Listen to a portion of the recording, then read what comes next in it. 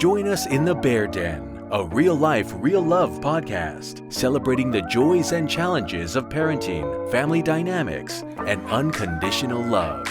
Welcome to this week's episode of the Bear Den podcast. You probably realize that I am not Matt Beret. I am not tall, dark, and British. However, I am Mrs. Bear and Mama Bear, and I am here today with members of our tribe, Miss Karissa, Michelle, and Haleigh. And we are having a girls episode today. The boys are podcasting right next door, having a boys episode, and God knows what they're speaking about. But I thought today we would talk about friendship. When we've had this concept of doing this all moms or all female podcasts, Matt and I talked about like a lot of topics. We were like, oh, I really wanted to address mom guilt. And then I really wanted to address, really parenting things. But when we started talking about doing this and the fact that it was the four of us, the idea of building friendships later on in life when you're in the midst of parenting and how that plays into everything else is what I was kind of thinking about. So I think we have to start the podcast telling everybody that we have recently discovered we're a coven.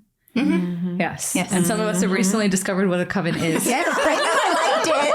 Our witchiest of friends. Our witch herself. Seriously, I'm like, what's that? What's a coven? And they're like, Haleigh, do you want to take the lead on this one? I'm like, I got you. Well, do you want to tell everybody why or how we discovered that and what it means? So we were down dress shopping in Scottsdale for my wedding dress, and we just were kind of killing time before the appointment, and we walked into a crystal shop. And it just so happened that on the shelf were elements candles that were for your zodiac. Mm-hmm. And we realized that between the four of us, we have all four elements. Yes. Which is the making of a coven. I learned that day. Yeah, and I did too. Yeah. So we were all teach me that witchery. You should call. You should. That was not covered in the syllabus. I did not see that in any of the textbooks. And in Mormondom, we were not supposed to talk about what sure does. Yes. That was at the end. That was not a thing, you guys. You guys have not been reading the same literature that Haleigh and I are reading. Yeah, clearly not. But I did think that it was interesting because whether or not you follow astrology or witchiness, what was interesting is that we are each from a different sign or earth bracket. And it was so...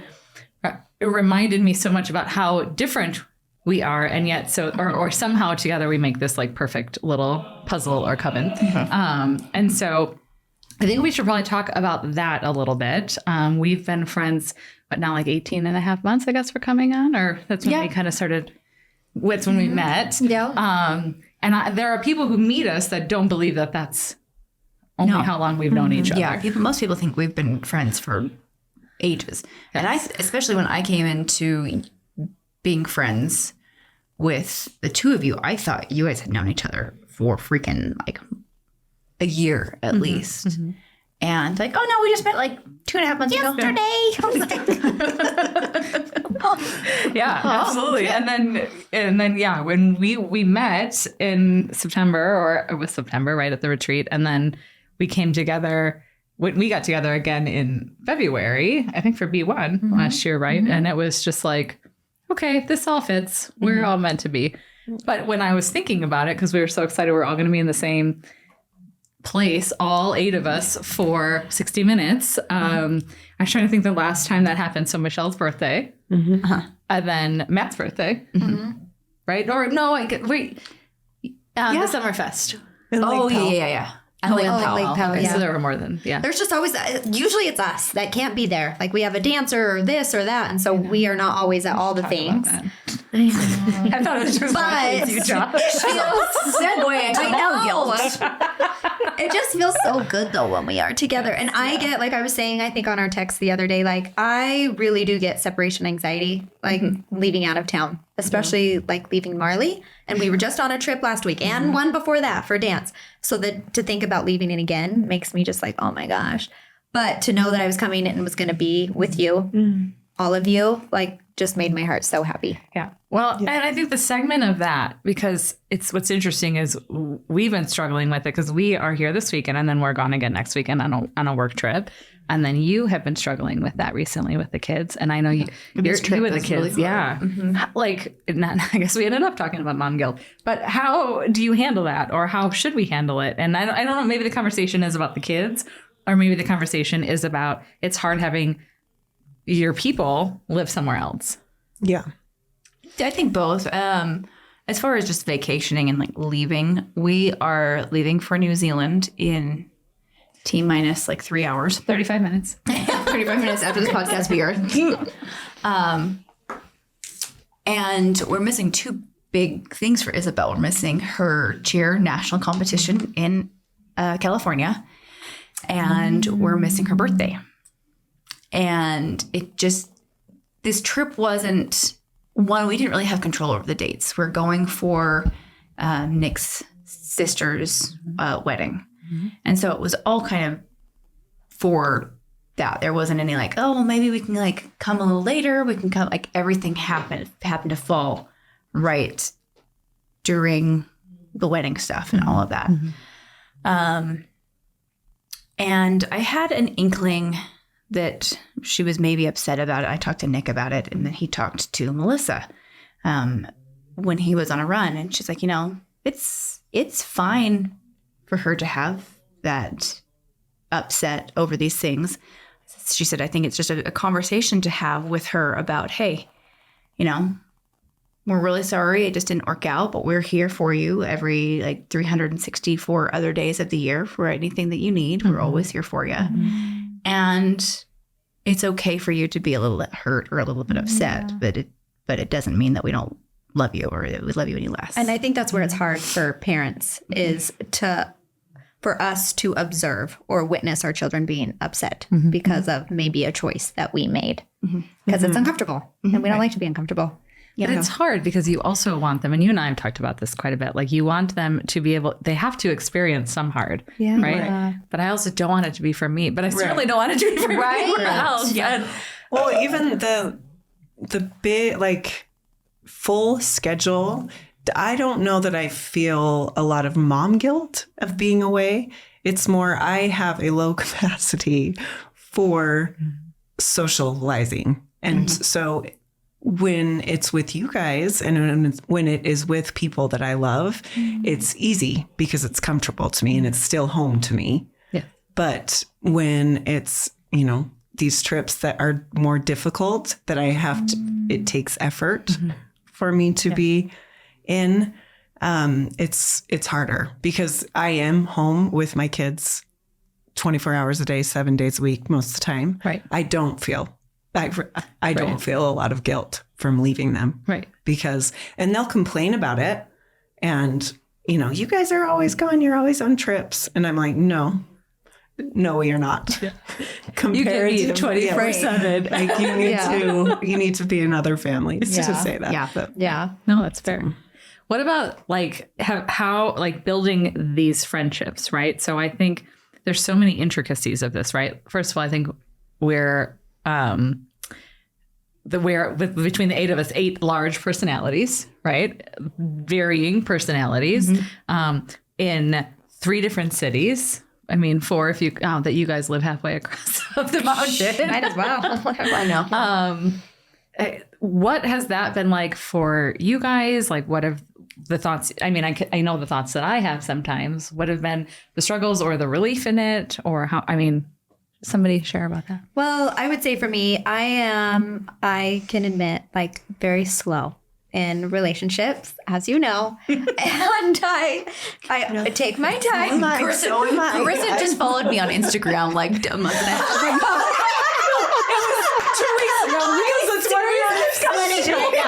She waited for it to be super busy. I was not following you until I saw a follow back. I'm like, oh my gosh, this is so embarrassing. And then I hit that blue button, but Haleigh. Like, do I just never do it? And she'll never know. I never saw you have to. We were like, Haleigh was like, oh, okay, I'm in now. Okay, see, this is where you guys are so patient with me, and I appreciate you because that was super unintentional. But in all the other things, I just am slow. I move slow.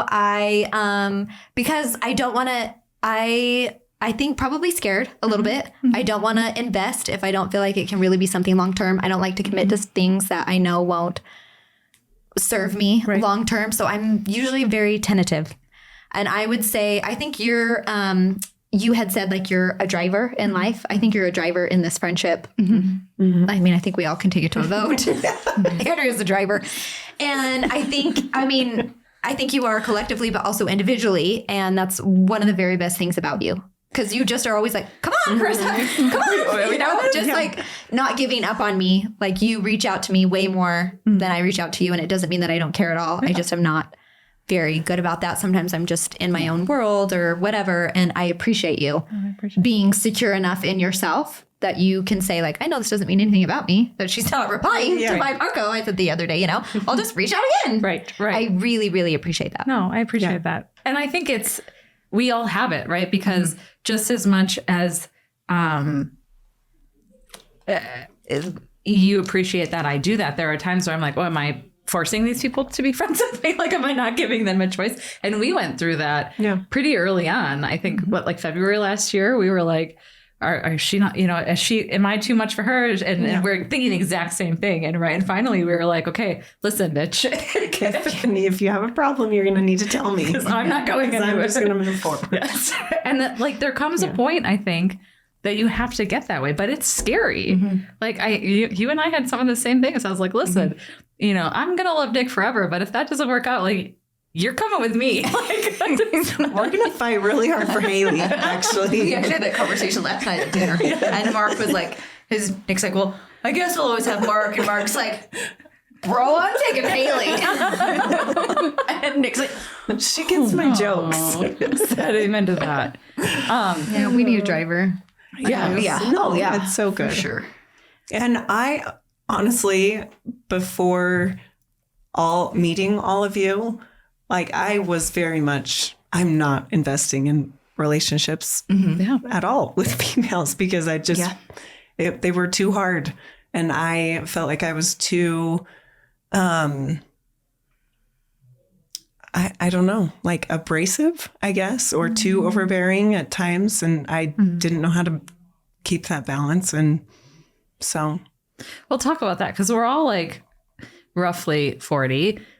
Haleigh's legging us on this department. Making us all look and feel, you know, I'm just kidding. But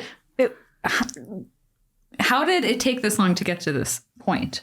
Right? Like, what has been your experience in the past? I know for me, I have my oldest friend from college, and we're very close. But she's also living somewhere else. But I think about like friends I've had, and you know, for me, a lot of them have come from work, and it never, you know, it never really felt like it was real because it was work driven, and oftentimes I was the boss, right? And I know that those people loved me outside of that, but there's always like this line you have to walk, right? And if all you talk about, and all we talked about work, but a lot of what we talked about was work. Like, is that really based on friendship? And then having to find friends, like couple friends, right? Because I've had women friends that my husband didn't like, and shocker. And then we've had couple friends that either we liked one or the other, or it just didn't fit. And then we had a circumstance where we had some trauma around a group of couple friends that we had. So what's been your guys' experience? Like, so Michelle said, I was ready to not have any. Mine was, I always felt like my friends eventually left. And so if there was ever conflict, they didn't, I avoid conflict also. Like, I'm not as, go right into it. But they would have problems or frustrations and not come talk to me about it. Then I would slowly feel it move away and us detach, and then they would just leave, and there would be some falling out. So it would hit that point. And so for me, I think I felt a lot too that because of that, I would try and be a certain way. So I was very cautious in the beginning because I was trying to figure out who they wanted me to be, kind of thing, and just so I could make everyone happy. And I wanted to people please, and two, like I would have these conversations with Mark, and he would give me advice to, well, talk to him about it. Say this, and I'm like, no. Like, you don't understand. Women don't work this way. Like, I can't go have that conversation. It's not going to end well. And now I can see, as I've matured, I guess, and had more relationships, I can see that that was obviously the answer. And I could have. You saw that Mark actually understands women a lot because he's kind of. He's kind of a woman. He's kind of right there. Really well. I mean, Josh could be in here for us gals, but really it would be Mark driving the conversation. Right. Yeah. What about you, Haleigh? From what Michelle said, I think we all have this like female wounding situation where we all had friends who backstabbed or, whatever it was. And I think we've had this conversation a lot between the four of us. It's like, that is not probably necessarily, that's a common thing that women have happen to them, but it's not indicative of who women are at their core. Right. Yeah. And I think it's very important to like hone in on that part. But I think my friendships, one of them, we were just really young when we got to know each other. When we were in elementary school, she's still one of my oldest friends, but we're just kind of more acquaintances now. But it was more that as we grew up, we were just different people with different interests, different belief systems. And that just ends up kind of branching you away. Right. A little bit for me too is that when my friends all started getting married and having kids, I was not at that same life stage. And so they started having kids around the same time I was getting a divorce, and I was starting to date and stuff like that. So it just was very different life situations. Yeah. Has caused that just not to work out as much. And kind of because of that, I have kept myself at a distance for a lot of people. Yeah. So, and now I think with a little more maturity and a little bit more work on myself and really good examples of what friendship should look like, makes a huge difference. I'm like, oh, I know I can come and have a conversation with anyone, and we can have it, even though it's going to be really like stressful for me, because again, I don't like conflict either. And even if I know it's going to be a positive conversation, it's still scary. Yeah. You just have to do it. Yeah. Yeah. I would say I didn't have a lot of experience with friends, I would say.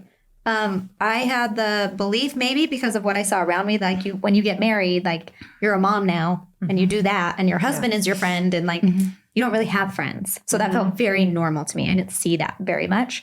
Any friends that we had were like friendlies, like from church, like you talk at church, but your relationship doesn't really go anywhere else outside of that.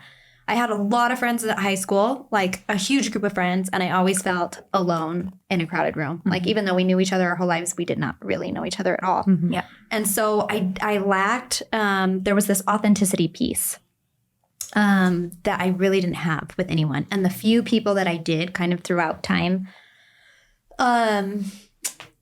hurt me. And so I'm very guarded with my heart. And but now we're in this season, like, where we have these friends that are amazing, and we have so much fun. Like, we're making up for a lot of lost time. Josh and I. Andrea's like, really, you guys? Like, I did that in my freaking 20s. No, I love it. But we are just like, friends are so fun, and it enhances our life so much. And so to think, like, we went for so many years, like, really without friends. Josh had this one friend that he met from his mission. And then I became friends with his wife. And those are like our one friends that we've had for 20 years. And he thought, having that one friend, that he was okay. Well, I have one friend. That's all I need is really one good friend, which maybe that's true. But then you get like introduced to like these really amazing people that feel like home, and we have so much fun with. It just adds so much value to our life. No, I had the same thing growing up. Like, there were these groups of friends, and I was kind of friends with all of them, but I wasn't in any of them. And so it felt very lonely, or you felt on the outside. Like, I look at my daughter Lily has like this group of 10 friends that are just, they're the best girls I've ever met in my whole life. They're so kind. They're so loving to each other. And they all love each other. Like, yeah, here and there, maybe you didn't invite us out to this, but like for the most part, I cannot tell you how wonderful these kids are. And I just look at that. I'm so happy for her. And I just asked, I said, how did you get so lucky that this happened? Or are you seeing the patterns? You know, I also like wonder, is it because we didn't have sisters? You don't have sister, right? No, we don't have sisters. None of us. I mean, I have older sisters, but they're 7 and 9 years older. Interesting. So, you know, maybe there's something to do with that. I don't know. Yeah. How, I guess people, you know, I get asked, I don't know if you guys do, like, how is it that it seems like you know each other so well, right? Like, I don't think many people would even believe that we actually have only hung out a handful of times yet. When we're all together, it's like, okay, this is home. Yeah. How did that happen? I don't know. I think we just have a propensity to not cut through the bullshit and just like get down to getting to know each other on a real core level. Yeah. Mm-hmm. I think each of you individually, like Andrea and I are so different. And so at that very first retreat that we went to, I think I kind of had Andrea pegged as someone, and I felt completely different than you. But at that first retreat, you came to me and like said the kindest things to me. And I was like, this chick that's so different than me, like totally sees me. And so I completely put all my walls down, and I felt very safe to be myself with you because you saw me. And then I remember being with Michelle, like there was just something with Michelle where she just felt so good to my nervous system. Like I could just settle into my body when I was with Michelle. And the first time I met Haleigh, I remember just looking into her face, and I was just like, oh, I know you. Like you are so familiar to me. And it's just so interesting. And so I don't really know in this moment what I believe about life before this life, but somehow I feel like our souls knew each other before. And now when we meet, it's kind of like this remembering, this coming home to these familiarities that we already know. Yeah. No, I think it's beautiful. I think there's that too. And we made choices, right? Like I think there are other people that we meet too. Like I think about even our extended circle. There are people that's have some of those feelings with too, you know, like I think of Casey Nay as an example, like love her so much. And then I look at, okay, well, why, again, there's only so many hours in the day. I get that. But what brought the 4 or the 8 of us together? Like, did we just fall into this and we had this feeling, or are there, I think there are conscious decisions that we made in some ways. Like Matt and I very much were like, okay, we're going to try this. And after our PTSD, and, you know, put ourselves out there, which is not normal for us. And we invited ourselves to Thanksgiving at Mark and Michelle's, and we had only met very briefly before. And that was scary for us. Like, I guess maybe talk about some of those things that we've done. I know we had some of those conversations early on. I think initially in an early friendship, like somebody has to take action at times. Or like you would never talk to each other or see each other, whatever. And I think this is ding, where our driver comes in. Like somebody just has to, you know? And so it does take courage and bravery to do some of those things. Or I think the first time we came to stay at your house, which we don't stay with people, like Josh especially does not stay with people. So when he said Mark wants us to stay at his house, like, and I'm like, would you be fine staying at his house? He's like, yeah, I would be. I was like, okay, that just told me everything I needed to know about Mark, because Josh won't even do that with his damn family. So like, so we brought the other driver in. Inviting, you know, I don't know if we necessarily would have stayed with you had you not said like, stay with us. And now it's like, we call him like, hey, get the room ready. Which, yes, and you need someone like that. You really do. Because if it were me, I would be like, I mean, I don't know. How do you feel about it? It's open. If you want to. But whatever you're comfortable with. And Mark's just like, if you stay with anyone else, I'm offended. Seriously, I love that. Like, he means it. Things like that challenge me in a relationship. And I'm at a point where I'm secure enough in myself. Like, I appreciate being challenged. He made you ask him to change his plans. Are we friends? Are we doing this or not? That was Change your my moment plan. with Mark. It You need to was. tell that story. What was it about? It was. I had a birthday party coming up, and I, prior to this, and all my 40 years, had never had a birthday party or thrown a birthday party. So I wanted a big party. And so, these are new relationships. And so somehow, like, we start talking about this birthday party, and I'm like, yeah, this is the date. If you're free, you could come. And I could just see on Mark's face, he was like, ooh, I have that date. And I was like, well, it's fine. You don't have to come. I didn't want anyone to feel obligated. And then he sat with it for a second. I was just like, ask me to cancel my plans to go to your birthday party. And I was like, no, I will not do that. Are we doing this or not? Are we friends or not? Friends or not? He made me choose. Like, are we going to be friends or not? And usually I'm always I'll wait and see. Yeah. Let's see where this goes naturally, organically. And he's like, well, let's just decide that we're going to be friends. And let's just do this. Yeah. And that is and he's like, very I will foreign. not cancel my plans for someone who's wishy-washy. So like, are you my friend? And he was just like, we had a 30-second Carissa sigh. And yes. Because I had to really sit with myself and ask, like, okay, Carissa, you are wanting friends. You're wanting close relationships. And someone's right here in front of you saying they want to be your friend and they want to commit to a friendship with you. Like, why would you not do that? So I'm like, okay. I'll jump in. You can stay there. It's fine. Yeah, I do appreciate that. Like, somebody has to take action or I never would. Yes. I think that's huge. Yeah. I was going to say, I very much feel that because I've always been like, oh, I don't want to put anybody out. Like, even asking like the whole situation with the airport today, I'm like, just like, can I get a ride up to if you have room? Totally get it. Totally get it. No, it's hard. It's hard to be the asker. And yet, if somebody didn't ask me, I would be offended, right? Like if you had gotten an Uber or something, it would have been like, well, Haleigh, what the hell are you doing? We're all here. Are we friends or not? Yeah. Yet it is hard to ask that for yourself, 100%. 100%. Why is that? I don't know. I'm working on it. I like it. Wow. But I think with all of you and with good friends I've had in the past, it is being allowed to be exactly who you are too. I think one of the reasons that I bonded with you, Andrea, so quickly was I was like, she is me. Like, I am this person that when people come and stay with me, I want to have flowers in the guest room and like this whole thing set up. Like, I'm Monica Geller. And I've been trying to stifle her because every time I ever let that out a little bit with girlfriends, especially, they were always like, "Oh, you're one of those." Like, they were so uncomfortable with like me being an OCD psychopath. Because we want to be that too. Right. But I'd always be it like, doesn't no, feel that way, right? Because I've had that same thing, right? Like, I don't expect that from anyone else. I don't, I'm not, and I'm not judging when I'm when I'm And somewhere I wish else. I didn't have these high of standards for my own self sometimes, guys. No, you don't. No, I don't. I wish I didn't care.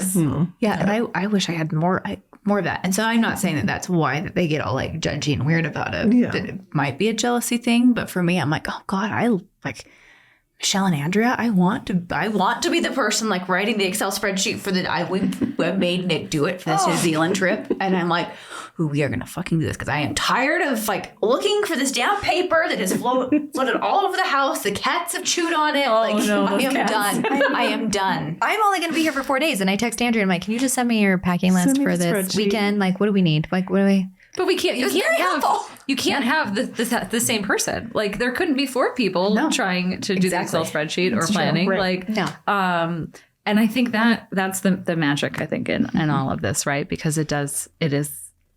We can't all be the same person. Yeah. We were laughing when we went to Scottsdale because we're like, wow, it's just the 3 of us.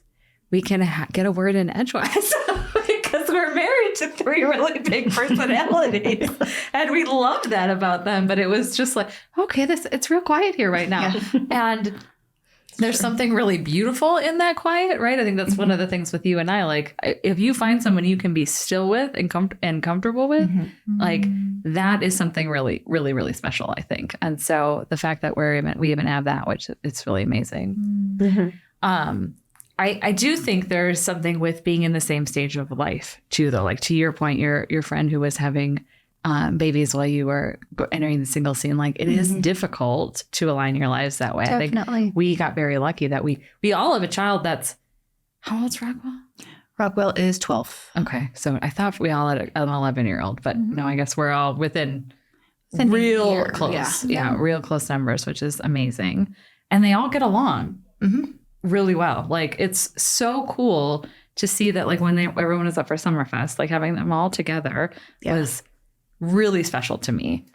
Same. Yeah. Very big deal. Yeah. I mean, it's one thing when you can have a friendship between couples. It's so much easier to be friends and hang out. And then when you can mix kids. Yeah. Oh.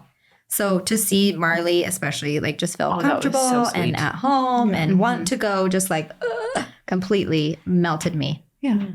Well, and I think, and for those of you who haven't watched Karissa's podcast yet, she's episode like 3 or 4. Go listen. It's a great podcast. But Karissa and Josh have a special needs daughter who is an absolute delight and a joy. I can imagine, though, there are folks who get uncomfortable around Marley or I think you've shared some on your social media, want Marley to like them or get offended or try too hard. And that, I think, probably pushes Marley off more than anything else. And so tell us like about that. Have those experiences? Well, and I watch her, I observe her with people, because I don't care as much how other people feel around Marley. I care how Marley feels. Yeah. And adults are adults, so they can own their own feelings. But I care about her more than anybody else. And so I can see when she feels uncomfortable in a space, and I can see when she feels like she can't articulate always how she feels, but I can see when she doesn't feel like she fits in a group. And even though she isn't exactly the same as all of your kids, like there is some kind of safety that your kids offer her, that she can just be herself and she can just be herself. I don't know any other way to say that, really. And so to see her just kind of settle in and not always like side-eyeing every single person, to see if the coast is clear or whatever, like that makes me feel good. And then that made me see too, like even more evidence to support like this is a very beautiful thing. Yeah. I love that. So what was the moment? So should we all share our Haleigh? We'll go around the table. What was the moment, Michelle, that you were like, Haleigh's my ride or die? I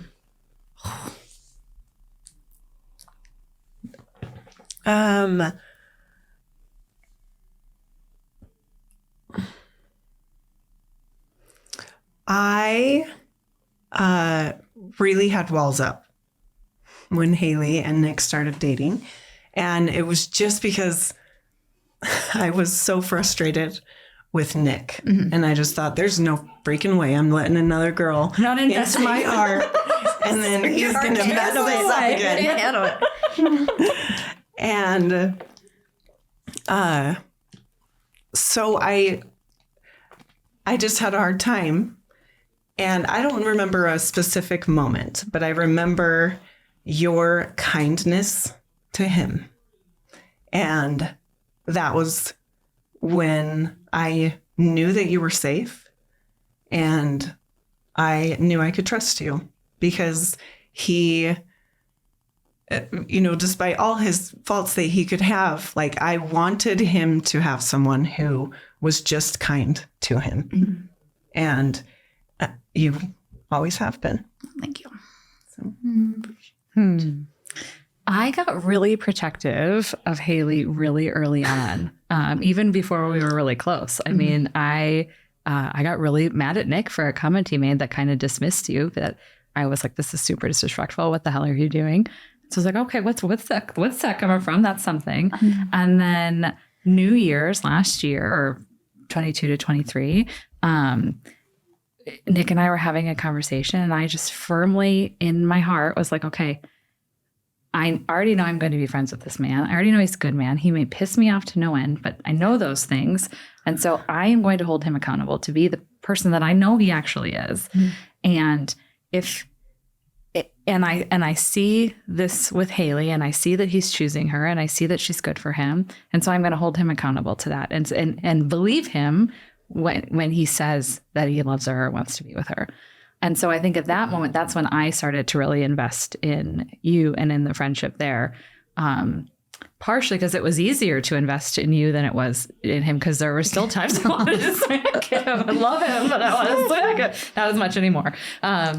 And we just really connected in a lot of ways. I think additionally, like as the non-former Mormons in the group was part of it. I loved this juxtaposition of you're this rocker, and then you've also done all this other, work. You've had this corporate role, and then you're also really soft and loving, and your whole story. So I think it was probably really January, but those were like the two moments where I was like, okay, there's more to this. And then we started into investing, but I remember, I think it was like January, February. No, you guys had a little tiff, and I was like, no, you need to know, like, I'm in it with you. I'm in this with you. And then I was like, okay, those words just came out of my mouth. That's how I feel. So that was mine. For me, I would say, like, in complete transparency, I have a really hard time, like, saying the words ride or die, because I have had those and they ended, like the ones that you thought would never, ever end. And so I have a hard time saying, like, it's us forever, because it's like, well, I don't know. Like, I really don't know. But I know in this moment, you all feel so good to me. Yeah.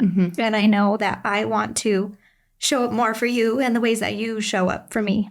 And right now, I know I am committed to this relationship. And so I guess, yeah, that's all I can say is the things that I know presently.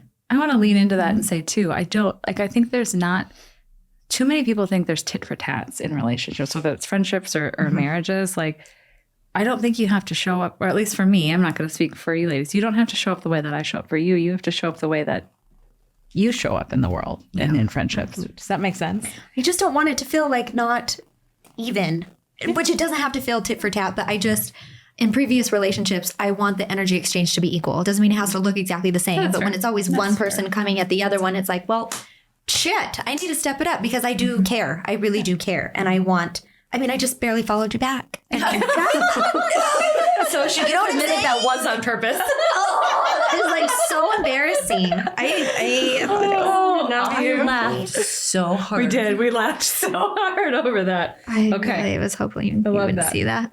Let's do Karissa. Yeah. And then we'll get through, and then we're going to have to wrap up, because one of us is going to New Zealand. Haleigh, why don't you start with Karissa?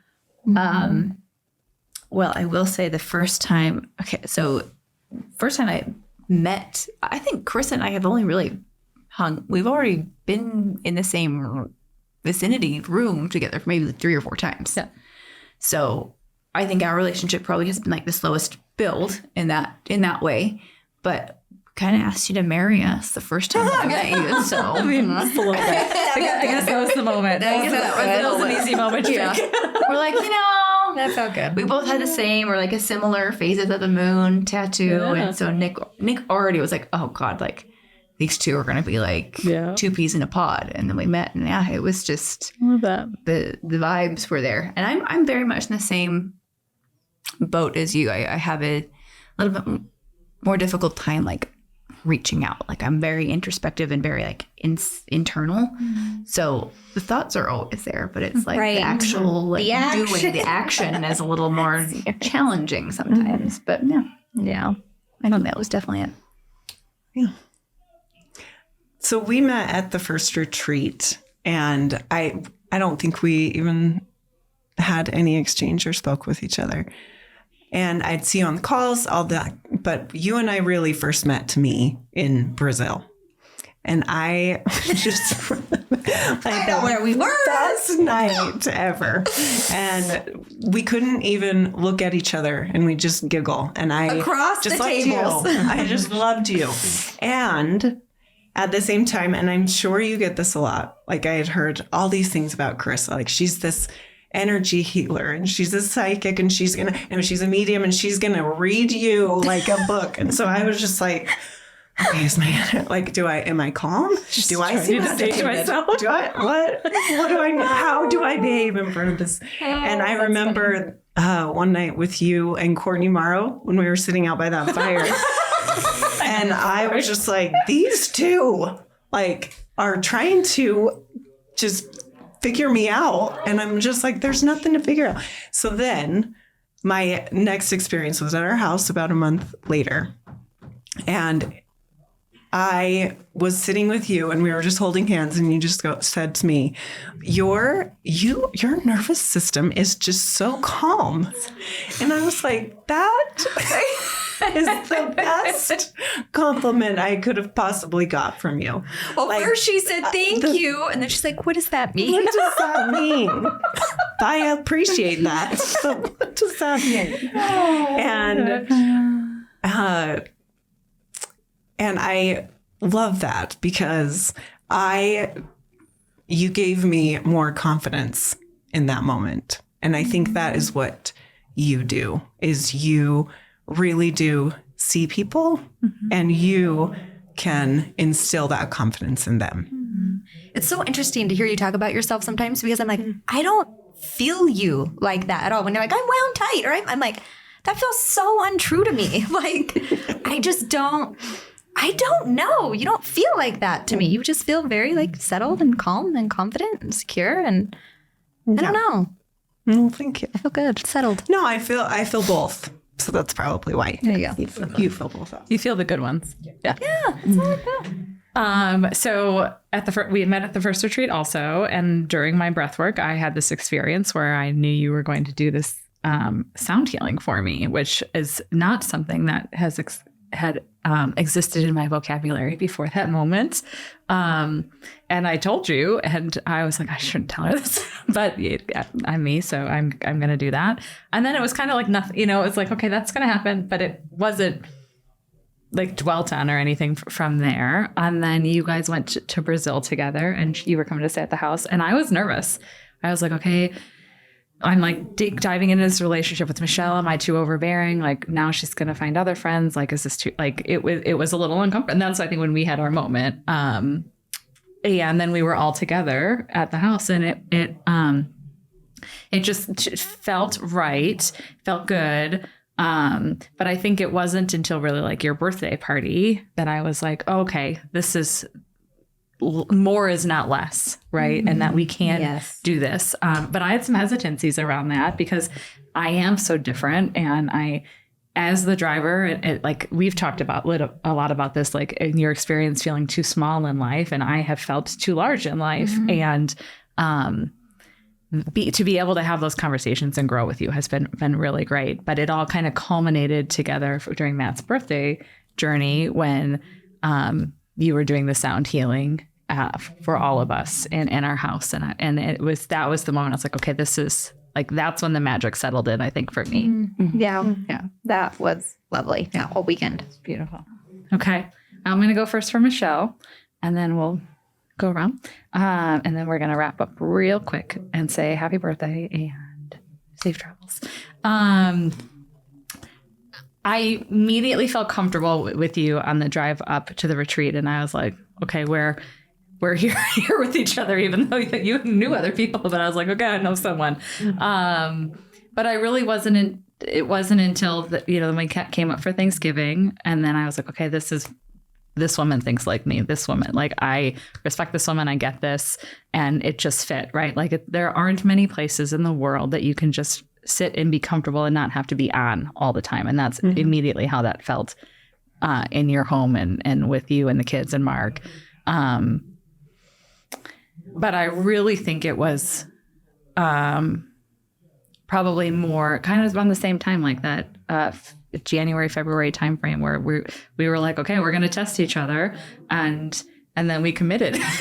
I mean, and that's probably, I think for me, it was a process, but once it was in, it was like, okay, this isn't going anywhere. Yeah. And this is right for me. Yeah. Well, Michelle, I mean, I think I already have kind of said, but Brazil was so funny. And I just decided in that moment, oh yeah, this chick's cool. She's my people. She's very cool. She's very, very cool. And then just being at your house and feeling how good you felt to me, for sure. Definitely. I think, you both were there for a really hard moment in my life last year when I found out that my brother-in-law had committed suicide on Thanksgiving. I had just come over to hang out with you guys. We'd come to your house, and I had gotten a phone call or a text from my brother, and he's like, hey, I need you to get a hold of my parents. I can't get a hold of them. And so I called my mom. I'm like, hey, Garrett needs you. And within 5 minutes, she called back and said that Tom had killed himself.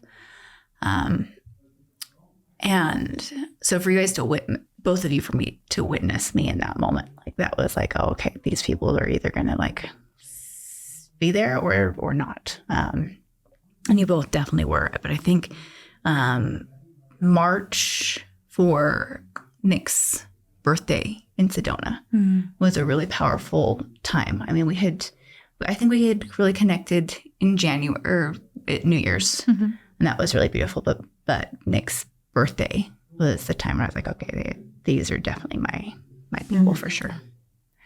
Haleigh, do not go back to that bar bed. I am telling you right now. It's like, we can't trust these men. I need you just to go to the restaurant. They were like, got it. That's it. Yeah. I So love just that. getting to spend that time with you was just really, really nice because I don't know, it's always been, even in that moment too, it was us and our husbands, but there was more time to sit and relax and get to know one another. Yeah, I love that. It was a beautiful trip. It's too bad Krista decided she couldn't come. This daughter and her dance. I'm just saying. Okay, to me quick, and then we gotta go.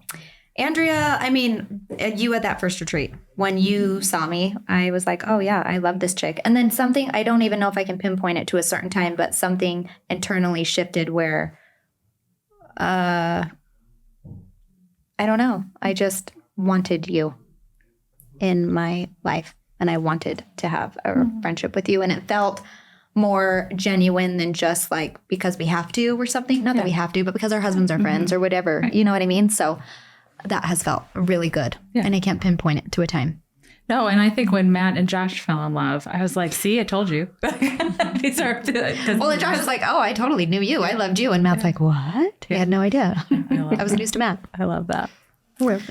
Haleigh, again, I think that time when you came up for New Year's, we got to really talk for the first time. Yeah. Because I had heard all these amazing things about Andrea and Matt. And I was like, I don't know who the hell these people are. Like, I know who they are, but I have no. They're an enigma. Yeah. And then just getting to know you, just talking one-on-one. I think that was super important since we're not close in proximity. Right. That made a big, big difference. I don't know that there was one particular moment. I think it's just been a really nice, slow friendship that's been growing for us. I agree. Yeah. And I think each one, like for me anyway, like builds more trust and more security with every conversation we have, when we went to your house for New Year's, like we were only there for the day, but like the three of us sitting on the bed and talking about real things that our teenagers were experiencing, like that was one of the most beautiful conversations I have ever had with you. And I felt, I don't know, something just like locked in even more, like clicked in or something. And it felt so good to talk about things like that. And so real. Yeah. I don't know if I can pinpoint an exact time. I remember driving home from the retreat and we were kind of recapping what had happened. And I can't remember exactly what I was talking about. And you just kept firing these questions at me. And you're like, well, what would it look like if you weren't perfect or something? Like, what would it look like if you didn't do that? And I was like, okay, and I hope that you take this as a compliment. You have just always felt very safe to me because Mark is that exact same way. Like he will see the elephant in the room and he'll point it out. And I'm like, hell yeah. Okay. Now that we're there. I'm so glad that you talk about the uncomfortable things or that you're willing to like have the uncomfortable conversations. And so you just felt safe. that I knew that if there's a problem, you'll come talk to me about it. And that I know I can hang with you because you will. I love that.